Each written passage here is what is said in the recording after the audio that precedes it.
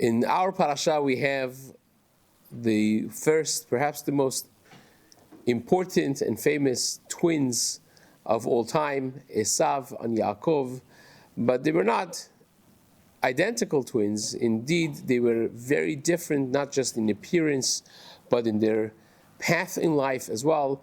Esav was a man focused on conquest, ruler the world, acquisitions, and pleasure.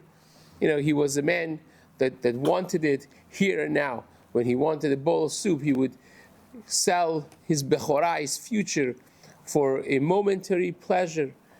And Yaakov was a man, Oshevo Alim.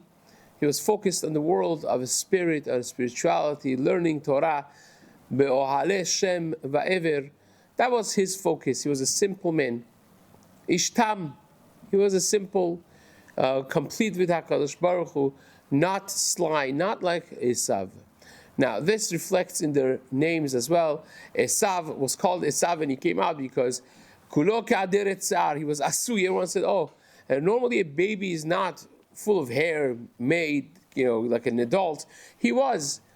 He was, his gashmiut, his physical appearance was that of an older, more mature, more developed person.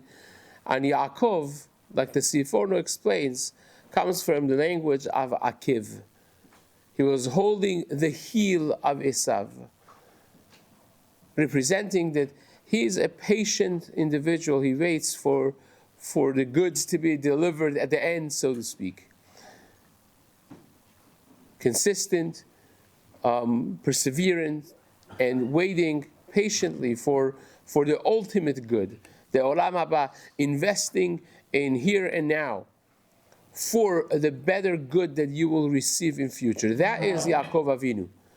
That's Yaakov Avinu. He patiently waits for the moment that the brachot are given. He gets the brachot. He invests, and at the end, he is the one that ends on the top. And this really represents our essence in comparison with Esav, with the Goyim out there, that we're not focused on a world of here and now, what's pleasurable, what feels good.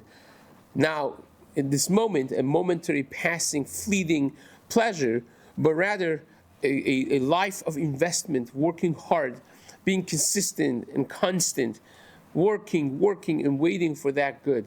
And we've been davening for the return of HaKadosh Baruch Hu to Yerushalayim, Tishkom Yerushalayim Yecha, the Kasher Dibarta. We're waiting for that, for davening every single day for almost 2,000 years, because we invest in the good that we are waiting for generations and generations.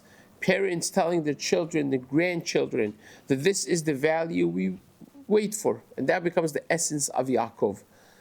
Yaakov's name is Akiv. That yes, Esav is now the up and coming, the person that's enjoying and conquering and killing and eating and indulging. But Yaakov is holding the end. He's the one that at the very end, Ve'alu Moshiim V'har Sion Lishpot et Har Esav. At the end of days, the Moshiim, the Bnei Yaakov, are going to be Shofet et Har Esav. Ad Asher Avoel Adoni Seira. What he tells Esav, he says, I'll catch up to you. You go fast, you go today. That day, Esav went back, it says.